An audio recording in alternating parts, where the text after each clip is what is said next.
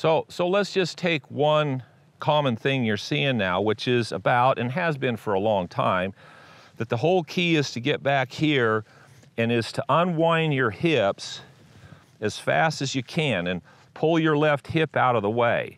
So spin your hips as hard as you can and hold your shoulders back. Okay. Now there's a lot of guys out there who believe that that's what's supposed to happen. You want to clear your hips. I want your hips to clear like everybody else, but it's an effect, not a cause. It's interesting, I was at the PGA show and I went into a couple of booths and they hooked me up to these electrodes. They wanted me to endorse their product. They said, get up there now and make a swing, and we're gonna check your X factor or your separation, your forces, where they peak out and not peak out. So I get up and I'm gonna take this and restrict my hips and turn my shoulders. I'm gonna fire my hips as hard as I can. So restrict my hips and fire my hips as hard as I can fire them. And they put their numbers on it. Then I got up to the next one. And basically what I did on this one, same things hooked up. I went up to the top. I didn't even feel, there was no restriction in my hips. And when I started down, I personally felt like all I was doing was pushing away from the club, and I felt like the whole through the swing I was just staying right with and pushing away from the club. So I made a swing. And they put it on the video, or they got the numbers. And the guy goes, so what did you do on the second swing? I go, what do you mean? He goes, well, on the first swing, your hips were really slow and your separation wasn't that good through the ball. But on your second swing, your hips moved, there was more separation through the ball, your hips moved faster, they unwound further.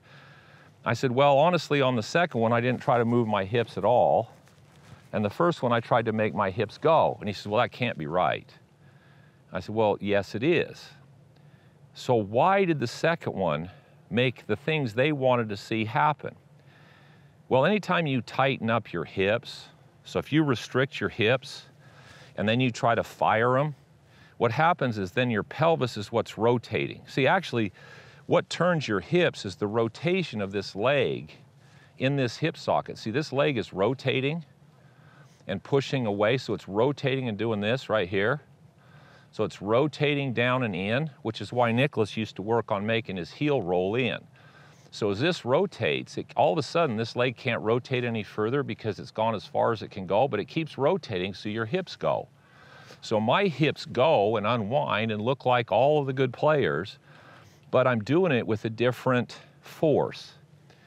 When I do that, there's no pressure on my lower back. So going into these places, I created the same things they wanted in a whole different way.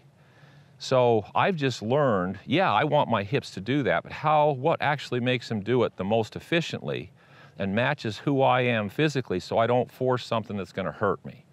So I could do 3 or 4 or 5 other methods because I've done them all and I made them all work pretty good. I've just come down to understand what works for me, what works for my students, what are they able to translate really easy and get a lot better really fast? That's pretty important because people aren't going to spend a lifetime of hitting balls to make a method work. So hopefully that helps.